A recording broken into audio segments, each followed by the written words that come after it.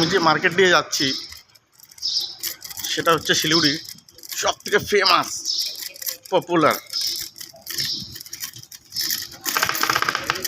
Hong Kong market.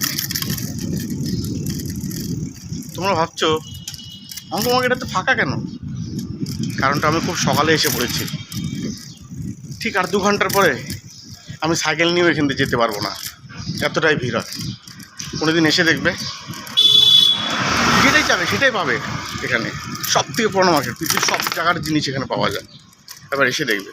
Hong Kong market আমাদের শিলিগুড়িবাসীর জন্য একটা গর্বের জায়গা। পৃথিবীর বহু দেশ, থাইল্যান্ড, জাপান, মালয়েশিয়ান, চায়না, সব জায়গার সব রকম প্রোডাক্ট এখানে পাওয়া যায়।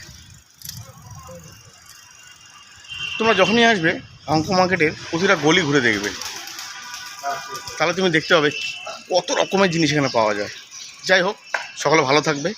একবার এসো আমাদের শিলিগুড়ির হংকং মার্কেটে।